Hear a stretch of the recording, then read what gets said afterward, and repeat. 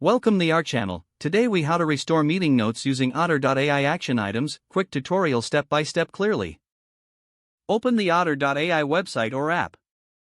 Log into your account using your credentials. Locate the meetings or recordings section on the dashboard. Select the meeting notes you want to restore. Click on the meeting to open it.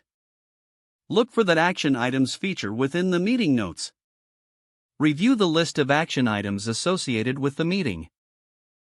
If needed, take note of any specific action items that require your attention. To restore the notes, click the Restore or Recover button, usually found in the Settings or Options menu. Confirm the restoration by following any prompts that appear. Once restored, you can edit or add to the notes as necessary. Share the updated notes with relevant team members if required. Use the search feature to quickly find any specific action items or topics within the restored notes. Evaluate the effectiveness of your meeting notes to ensure clarity and completeness. With the action items restored, you are now ready to take the next steps outlined in your meeting.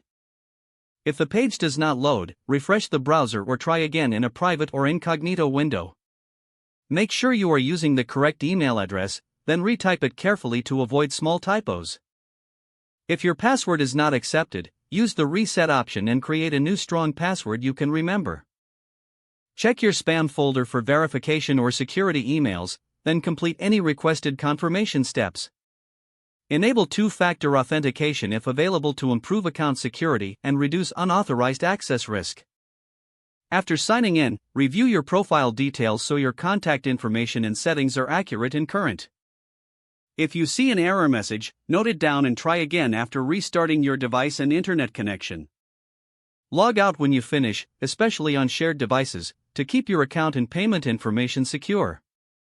If the page does not load, refresh the browser or try again in a private or incognito window.